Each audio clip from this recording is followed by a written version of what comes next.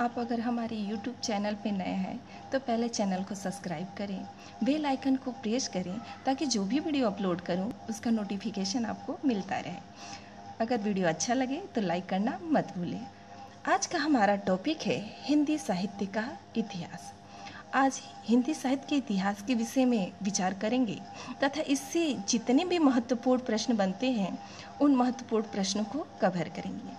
तो आज प्रारंभ करते हैं हिंदी साहित्य का इतिहास। हिंदी साहित्य के इतिहास के प्रमुख ग्रंथ निम्नवत हैं। हिंदी साहित्य का इतिहास सर्वप्रथम फ्रेंच भाषा में गर्जा द तासी नामक विद्वान द्वारा लिखा गया, जिसके पुस्तक का नाम इस्त्वार द ला लिटरेतुर एंदोई हिंदुस्तानी था। सबसे पहले किस भाषा में लिखा गया, ये ध्यान देने योग्य है। सबसे पहले हिंदी साहित्य का जो इतिहास है सर्वप्रथम फ्रेंच भाषा में लिखा गया। लेखक का नाम गर्जा द तासी है। प्रश्न बनता है, हिंदी साहित्य का इतिहास सर्वप्रथम किस भाषा में लिखा गया था? तो किस भाषा में? फ्रेंच भाषा में। चाहे तो आप अंडरलाइन भी कर सकते हैं। किस विद्वान द्वारा लिखा गया? तो गर्जा द तासी नामक विद्वान द्वारा। इनके पुस्तक का क्या नाम है? इस्त्वार द ला लिटरेतुर एंदोई हिंदुस्तानी। पुस्तक का क्या नाम है? इस्त्वार द ला लिटरेतुर एंदोई हिंदुस्तानी। हिंदी भाषा में लिखा गया प्रथम इतिहास ग्रंथ शिव सिंह सेंगर का शिव सिंह सरोज है। ध्यान दीजिए, पहला जो इतिहास ग्रंथ है वह फ्रेंच भाषा में लिखा गया है।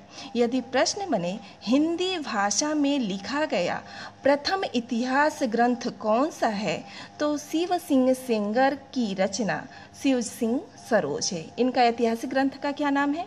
तो इनके ऐतिहासिक ग्रंथ का नाम है शिव सिंह सरोज। इनके नाम पर ही इनकी पुस्तक भी है। अब तीसरे विद्वान आते हैं जॉर्ज अब्राहम ग्रियर्सन। आचार्य रामचंद्र शुक्ल ने इन्हें सच्चे अर्थों में हिंदी साहित्य का पहला इतिहास ग्रंथ माना जाता है। ग्रंथकार क्या? ग्रंथकार माना जाता है। इनके इतिहास ग्रंथ का नाम the modern vernacular literature of Hindustan. अपने इसी ग्रंथ में ग्रियर्सन जी ने भक्ति काल को हिंदी का स्वर्ण युग कहा है। प्रश्न ये भी बन सकता है कि जॉर्ज अब्राहम ग्रियर्सन ने the modern vernacular literature of Hindustan में स्वर्ण युग किस काल को कहा है? मिश्र बंधुओं ने मिश्र बंधु विनोद नामक ग्रंथ की रचना की, जिसमें प्रथम 3 भाग का प्रकाशन 1913 ईस्वी में और चौथे भाग का प्रकाशन 1934 ईस्वी में हुआ। ध्यान दीजिए, मिश्र बंधु यह अपितु किसी का नाम नहीं है, अपितु यह 3 विद्वान, तीनों भाई एक साथ रचना करते थे, जिनके नाम थे श्याम बिहारी मिश्र, सुखदेव बिहारी मिश्र और गणेश बिहारी मिश्र। तो मिश्र बंधुओं ने मिश्र बंधु विनोद नामक ग्रंथ की रचना की थी। आप चाहे तो एक ट्रिक भी बना सकते हैं कि प्रथम 3 भाग का प्रकाशन कब हुआ था? 1913 में। तो प्रथम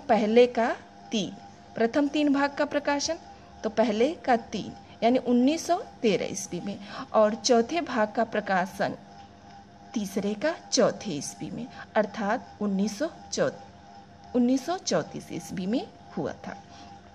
आचार्य रामचंद्र शुक्ल का इतिहास ग्रंथ सर्वप्रथम हिंदी साहित्य का विकास नाम से 1929 ईस्वी में प्रकाशित हुआ।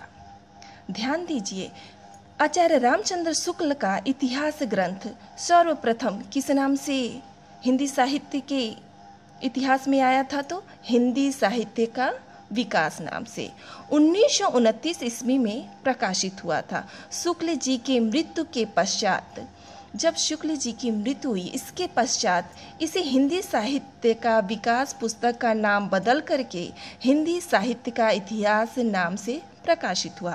पहले तो प्रश्न ये बनता है, आचार्य रामचंद्र शुक्ल के ऐतिहासिक ग्रंथ का क्या नाम है? तो आचार्य रामचंद्र शुक्ल के ऐतिहासिक ग्रंथ का नाम है हिंदी साहित्य का इतिहास।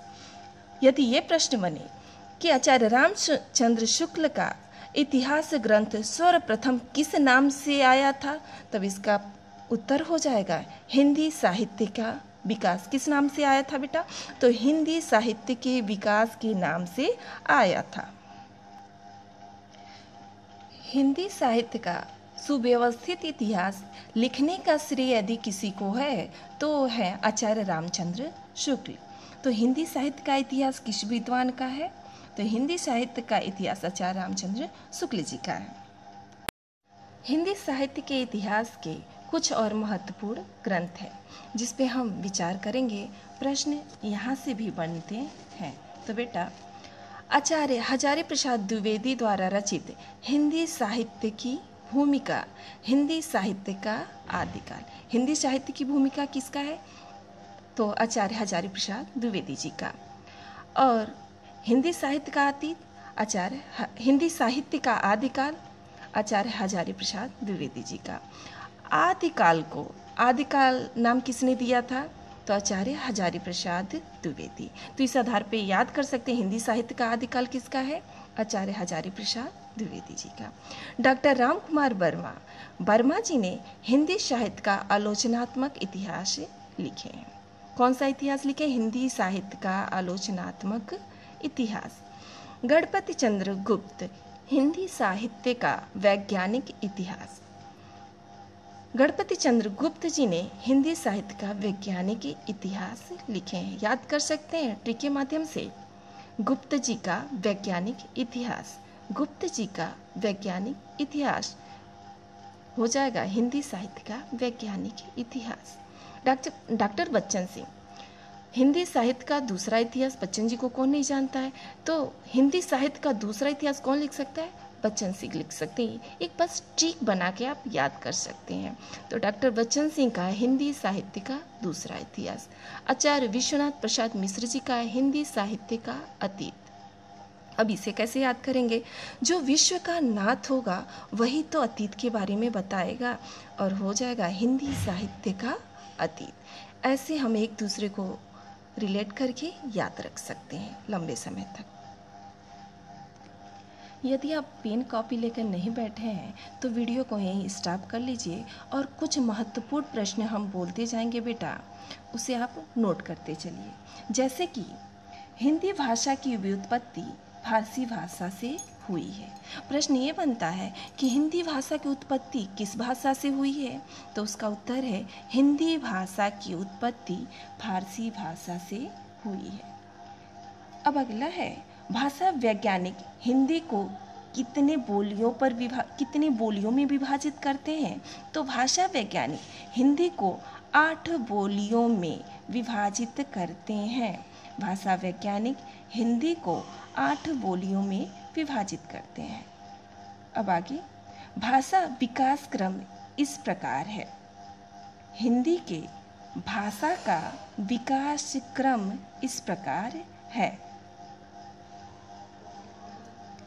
वैदिक संस्कृत के बाद आया था लौकिक संस्कृत के बाद पाली भाषा के बाद प्राकृत के बाद अपभ्रंश, और इसी अपभ्रंश से हिंदी भाषा का विकास हुआ। अब प्रश्न बनेगा, हिंदी भाषा का विकास किस भाषा से हुआ है? हिंदी भाषा का विकास किस भाषा से हुआ है? तो इसका उत्तर होगा अपभ्रंश भाषा। उत्तर क्या होगा? अपभ्रंश भाषा। किंतु यही यदि पूछ दे कि हिंदी की आदि जननी किसे माना जाता है, तो हिंदी की आदि जननी संस्कृत को माना जाता है। नोट कर लीजिए, संस्कृत सभी भाषाओं की जननी मानी जाती है। नोट, संस्कृत सभी भाषाओं की जननी है। अगला महत्वपूर्ण फैक्ट नोट करते हुए चलिए।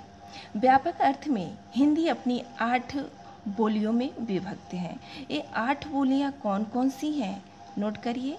ब्रजभाषा, खड़ी बोली, बुंदेली, वघेली, हरियाणवी, कन्नौजी, अवधी एवं छत्तीसगढ़ी। हिंदी की 8 बोलियां मानी जाती हैं। यह महत्वपूर्ण, हिंदी की कितनी बोलियां मानी जाती हैं? 8 बोलियां। अब देखिए बेटा प्रश्न क्या बनता है, हिंदी की कुल कितनी बोलियां हैं? उत्तर हो जाएगा हिंदी की 8 बोलियां हैं। हिंदी की 8 बोलियां हैं।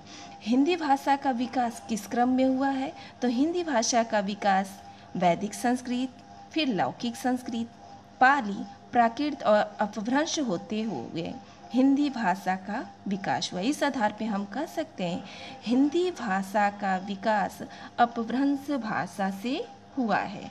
हिंदी भाषा का विकास अपभ्रंश भाषा से हुआ है। आज के कुछ महत्वपूर्ण प्रश्न इस प्रकार हैं। हिंदी साहित्य का प्रथम ऐतिहासिक ग्रंथ किस भाषा में लिखा गया है? पहला प्रश्न है, हिंदी साहित्य का प्रथम ऐतिहासिक ग्रंथ किस भाषा में लिखा गया है? हिंदी साहित्य के इतिहास लेखन में, दूसरा प्रश्न है, हिंदी साहित्य के इतिहास लेखन में सर्वप्रथम लेखक का नाम क्या था? हिंदी साहित्य का पहला इतिहास ग्रंथ व लेखक का नाम बताइए। आज का चौथा प्रश्न है, आचार्य रामचंद्र शुक्ल के ऐतिहासिक ग्रंथ का नाम क्या है? और आज का अंतिम प्रश्न, ग्रियर्सन ने अपने किस ग्रंथ में भक्ति काल को हिंदी का स्वर्ण युग कहा? अगर वीडियो अच्छा लगे तो लाइक करना मत भूलें। आज के लिए बस इतना ही। कल फिर उपस्थित होंगे आपके सामने एक महत्वपूर्ण टॉपिक के साथ। तब तक के लिए धन्यवाद।